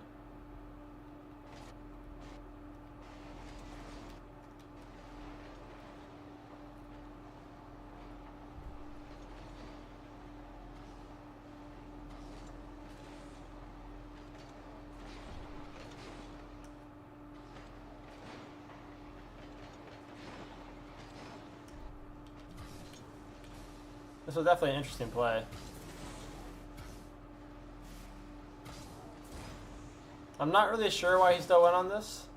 I don't think he thought it was going to bounce that high.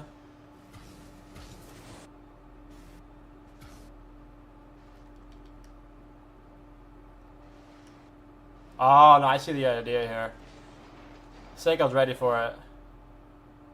Both they thought it was going to bounce lower. They play the ceiling, like the ceiling, into maybe, you know, Seiko getting a free beat with Juicy stacking the left side. So it's a good idea.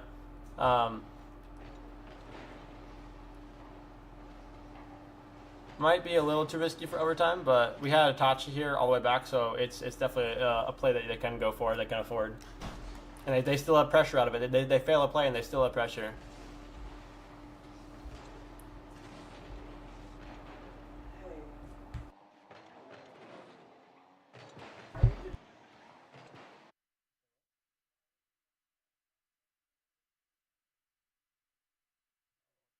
One moment, guys.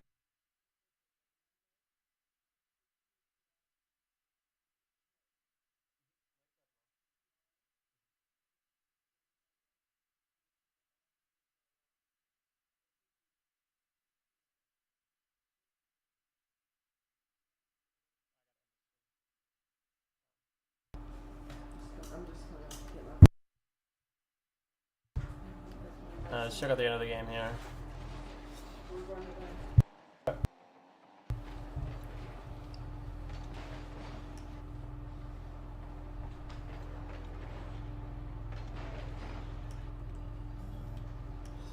I kind of want to look at how they actually lose the game here. They get dunked. There's no pressure here. There's really no pressure here at all. They saved his boost. Surprised someone's not really commenting that.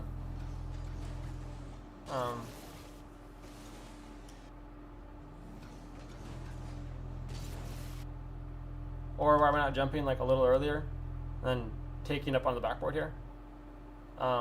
Instead, like, we know our teammates have low boost and we're just touching it up in the air into the corner. Definitely not a good play to make. And then we do it again. Some questionable plays coming up in beast mode here.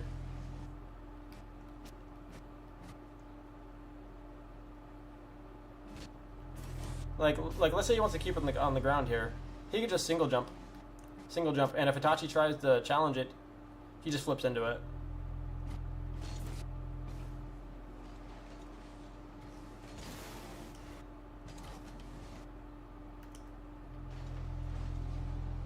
It's just an incredibly risky play to make when we're triple committed in our corner for no apparent reason.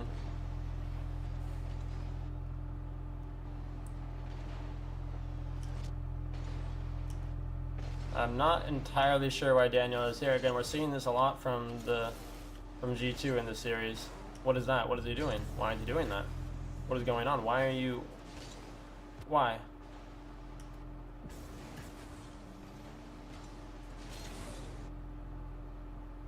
There's no reason. And then to top it off, we're we're playing the near post. Just turn around, brother. Just turn around and play the far post from this way. So that if you actually do get a touch here, you can play it in space here. Even if he gets a touch here, look where it's going to go. It's going to go straight back into their team.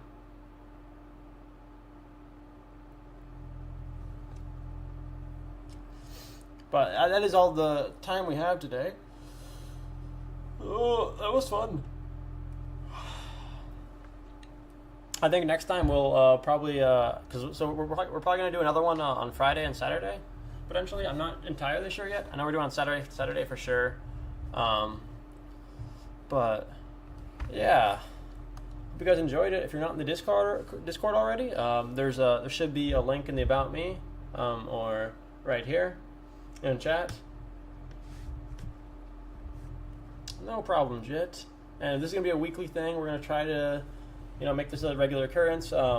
If you're in the Discord, you can vote on the teams. So on Fridays, we're gonna be generally doing like we watch a specific player. On Saturdays, we're gonna be watching a whole team. So you can help vote on it. We'll probably end up finishing this series next Saturday, just because if we're really trying to break it down, it does take a long time.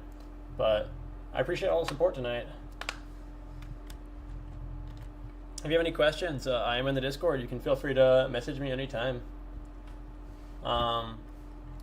And if you're interested in anything about me, here I am. I'm in the Discord, and there is my Twitter. Hope you guys have a great night.